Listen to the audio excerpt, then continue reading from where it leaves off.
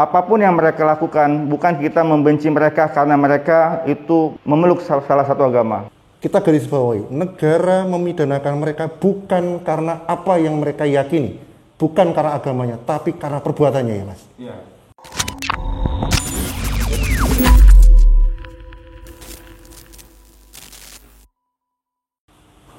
Oke, Assalamualaikum warahmatullahi wabarakatuh. Selamat berjumpa lagi dengan saya, Bang Rio, di acara podcast Pasir Putih. Sobat Pasir Putih, hari ini kita kedatangan tamu berseragam putih. Ada tagnya BNPT Republik Indonesia. Kita sambut Mas Oji. Selamat datang Mas Oji di Pasir Putih. Selamat datang. Gimana Mas, perjalanan dari kantor ke sini bagaimana perasaannya? Alhamdulillah, luar biasa perjalanan menuju ke Lapas Pasir Putih ini. Mulai dari Jakarta naik kereta hingga penyeberangan yang luar biasa, kemudian jalan darat dari pelabuhan menuju ke lapas ini penuh dengan kesan yang luar biasa. Nggak ketemu macan kan? Oh tidak. Karena dari kemarin Alhamdulillah banyak macan turun Mas, itu lagi banyak cari minum. Oh. Iya beneran, banyak macan di sini. Nah, Mas Fauzi, nih saya mau sedikit tanya nih, ngobrol-ngobrol santai aja sih, santai aja, kita nggak perlu serius-serius di sini ya, kayak kita kalau lagi ngopi, ketemu berdua ngobrol. Cuma saat ini mungkin ada kamera di depan kita, biar rekan-rekan, para sahabat pemasyarakatan, sahabat-sahabat Pasir Putih bisa tahu ada hubungan apa sih antara Pasir Putih dengan BNPT. Ada jalinan kerjasama apa sih antara BNPT dengan Pasir Putih. Mungkin sebelum kita masuk ke arah kerjasama di antara kita, sinergisitas antara kita, mungkin biar sedikit paham rekan-rekan di luar, apa sih BNPT itu sendiri? Mungkin Mas Fauzi bisa menjelaskan kepada rekan-rekan di luar sana. Ya, terima kasih atas kesempatan yang diberikan. Jadi sesuai dengan amanat di Undang-Undang Nomor 5 Tahun 2018 bahwa BNPT itu melakukan pencegahan terhadap penanggulangan terorisme melalui berbagai cara, yaitu kesiapsiagaan nasional, kontraradikalisasi dan deradikalisasi. Nah, salah satu programnya adalah deradikalisasi. Apa sih deradikalisasi itu? Nah, deradikalisasi itu adalah suatu proses yang terencana.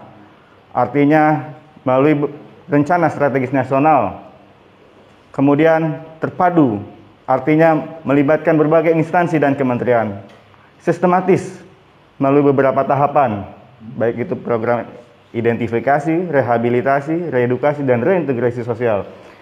Dan berkesinambungan, artinya dilakukan secara terus-menerus. Untuk apa? Untuk menurunkan, menghilangkan, dan membalikkan paham radikal terorisme yang telah terjadi. Nah, adapun sasaran dari program deradikalisasi ini dimulai dari ketika seseorang ditetapkan sebagai tersangka, terdakwa, terpidana, narapidana, mantan maupun orang dan kelompok orang yang terpapar paham radikal terorisme. Jadi hubungan antara BNPT itu sendiri dengan khususnya dari Lapas kelas 2A Pasir Putih Nusa Kambangan adalah sasaran dari program deradikalisasi itu sendiri. Oh, berarti bahasanya karena salah satu target deradikalisasi adalah narapidana, Mas Oji dan teman-teman mewakili bendera BNPT datang ke sini untuk melaksanakan tugas dan fungsinya sebagai proses pencegahan. Betul. Jadi gitu. Ternyata salah satu fungsi tugas dari BNPT adalah melakukan pencegahan deradikalisasi. Berusaha merubah seseorang yang dulunya radikal menjadi tidak radikal. Itulah sebuah namanya deradikalisasi ya Mas ya? Ya, sebuah proses. Proses ya? Ya. Dan itu harus terstruktur dan berkelanjutan. Ya, berkesinambungan. Artinya di sini BNPT berusaha untuk mengkoordinasikan berbagai instansi. Deradikalisasi itu dilaksanakan secara bersama-sama oleh berbagai instansi dan kementerian maupun pemerintah daerah, yang mana nanti BNPT mengkoordinir kegiatan tersebut. Mulai dari seseorang menjadi tersangka, hingga dia nanti bebas, proses reintegrasi sosial, seperti itu. Jadi terlalu seperti ini nih Mas, kita bicara tadi ada proses namanya sejak orang ditetapkan sebagai tersangka, terdakwa, kemudian menjadi narapidana, bahkan menjadi mantan narapidana sekalipun, BNPT fungsinya di dalam melakukan pencegahan. Jangan sampai orang ini terpapar paham radikal atau bahkan melakukan aksi terorisme lagi kan. Nah, di sini BNPT itu fungsinya sebagai koordinator, menggandeng stakeholder yang lain. Salah satu adalah lapas ya. Ya. Nah, mungkin di luar lapas ada lagi nggak sih pihak-pihak stakeholder lain yang dilibatkan oleh BNPT untuk melakukan proses deradikalisasi tersebut? Ya, Baik, di dalam PP 77 tahun 2019 bahwa pelaksanaan program deradikalisasi sekurang-kurangnya itu melibatkan Kementerian Hukum dan HAM. Dalam hal ini adalah di bawah Direktorat Jenderal Pemasyarakatan, UPT di seluruh Indonesia, baik itu Lapas, Rutan maupun Bapas, kemudian kepolisian, lebih khususnya kepada Detasemen Khusus 88, Kejaksaan, maupun kementerian lainnya yang dapat kita libatkan. Seperti itu. Dan kita juga melibatkan pihak tokoh agama, tokoh masyarakat, akademisi, praktisi, dan unsur elemen lainnya, seperti itu. Jadi bahwa deradikalisasi ini adalah program yang memang menjadi tanggung jawab kita bersama di bawah koordinasi oleh BNPT. Oke, mungkin sedikit agak biar nggak terlalu serius nih Pak. Iya, siap. Boleh tanya nggak, ada pengalaman khusus tersendiri nggak dalam proses menghadapi seorang narapidana terorisme? Pengalaman lucu mungkin, atau bahkan mungkin pengalaman-pengalaman yang membekas di pengalaman hidupnya Bang Oji sendiri seperti apa? Ya, kalau menurut saya dalam menangani kasus terorisme ini, narapidana ya, hal yang membuat kami khususnya dari BNPT cukup bahagia ataupun cukup memberikan semangat kami ketika para sasaran ini dibantu oleh para teman-teman stakeholder lainnya kembali kepada NKRI, menyesali perbuatannya, berusaha untuk memperbaiki perilakunya, tidak mengulanginya, memutuskan hubungan dengan kelompoknya, dan berusaha untuk menyadarkan teman-temannya kembali kepada NKRI, seperti itu. Jadi ada rasa kepuasan tersendiri, rasa kebahagiaan yang tidak bisa diukur dengan apapun ketika kita bisa melihat seseorang narapidana yang dulunya mungkin memusuhi negara, dulunya mereka itu tidak setuju dengan sistem yang ada di negara ini, terus akhirnya orang tersebut melakukan aksi terorisme, kemudian dipidana masuk ke dalam lapas dengan berbagai macam cara yang terstruktur dan berkelanjutan, akhirnya orang tersebut terderadikalisasi dan akhirnya setia kepada NKRI. Ya, betul sekali. Jadi memang proses ini tuh begitu panjang dan kompleks. Artinya BNPT tidak bisa melakukan hal ini dengan sendirinya.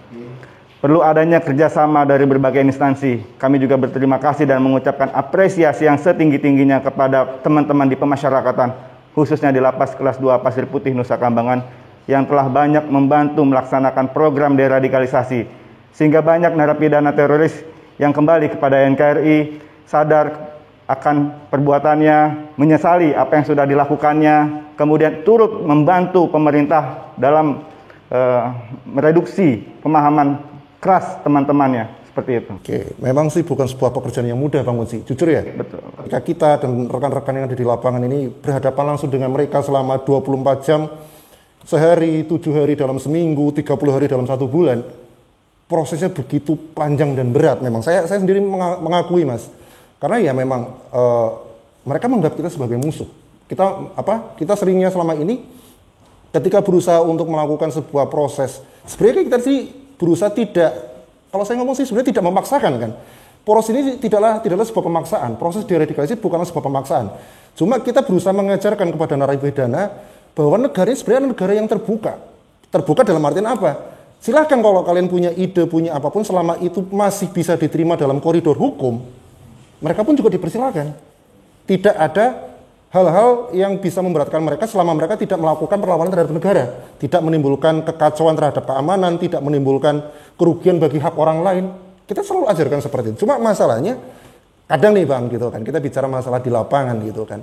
Kayak mereka itu melihat bahwasanya sebuah permasalahan ini yang mereka idam-idamkan gitu kan dalam melakukan aksi terorisme, pasti kan ada tujuannya kan. Ya, betul. Tujuannya, mereka punya tujuan-tujuan tertentu. Nah, mereka berkeyakinan kalau tidak dengan kekerasan, tujuan ini tidak akan bisa tercapai. Itu yang sering saya dengarkan langsung dari para narapidana gitu kan, bahwasanya tujuan kami Pak, cita-cita kami kalau tidak ditebus dengan darah, itu mustahil bisa terwujud. Nah, itu yang bagi kami yang ada di lapangan, memang melihat ini sebuah dilema. Dilemanya apa? Ketika seseorang sudah punya pemikiran yang sebegitu mengkristalnya, bahwa tujuan mereka harus bisa ditebus dengan darah, kita memberikan alternatif lain,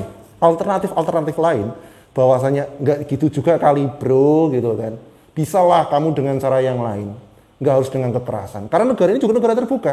Kita punya saluran politik, kita punya saluran demokrasi, kita bisa memberikan ormas gitu kan. Silakan gunakan itu.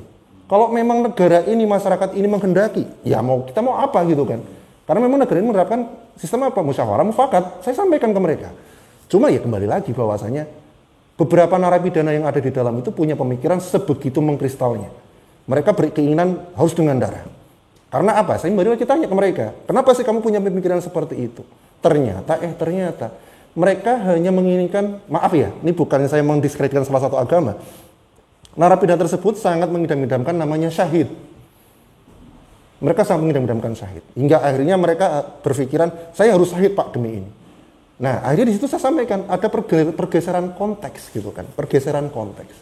Konteksnya mereka berkeinginan untuk syahid, sedangkan tujuan utama mereka adalah mungkin mengganti sistem negara ini. Nah, mungkin ya kita bicara di sini kayak saya nih, petugas-petugas yang ada di lapangan kan punya kekurangan nih bicara masalah tentang konteks-konteks ayat dan dalil gitu kan. Nah, mungkin dari pihak BNPT khususnya dari Bang Oji mungkin ada alternatif apa sih yang selama ini bisa diberikan ke lapas untuk menambal kekurangan petugas terkait masalah pemahaman-pemahaman seperti itu. Ya, terima kasih. Jadi memang dalam pelaksanaan program deradikalisasi itu tidak bisa kita melakukan itu seperti membalikan telapak tangan ya. Tidak mudah. Artinya perlu sebuah proses, perlu sebuah strategi yang nantinya strategi tersebut digunakan dengan berbagai macam cara. Karena dalam menghadapi narapidana ini, kasus terorisme ini, kita tidak bisa mengeneralisir satu cara. Gitu loh. Dan kita juga perlu pahami, memberikan pemahaman juga kepada mereka bahwa apa yang kita lakukan, apa yang pemerintah lakukan ini bukan semata-mata karena adanya kecenderungan terhadap salah satu agama. Oke, saya sepakat di situ, Bang. Tetapi ini adalah akibat dari perbuatan yang mereka lakukan, seperti itu. Dan bagi teman-teman wali pemasyarakatan yang tersebar di seluruh Indonesia, khususnya di Lapas Nusa Kambangan, bahwa dalam menghadapi napi teroris ini tentunya mereka sudah memiliki berbagai macam pengalaman, berbagai macam pendekatan. Hal ini adalah modal utama dalam rangka membuka jalur komunikasi, membuka hubungan sebelum masuk ke tahap yang lebih tinggi lagi. Artinya apa? Menjaga hubungan yang humanis, menjaga kekerabatan maupun menjalin sebuah kepercayaan kepada mereka itu sangat penting. Yang nantinya dengan perlahan kita pun bisa melakukan pendekatan kepada mereka dengan memberikan pandangan-pandangan ataupun didampingi dengan para narasumber maupun praktisi maupun rekan-rekan dari Bapas maupun dari kepolisian setempat. Seperti itu saya rasa. Jadi hal yang perlu dipahami kepada mereka bahwa apapun yang mereka lakukan, bukan kita membenci mereka karena mereka itu memeluk salah satu agama, tetapi di sini negara hadir untuk menindak dan mencegah apa yang mereka lakukan, perbuatan mereka.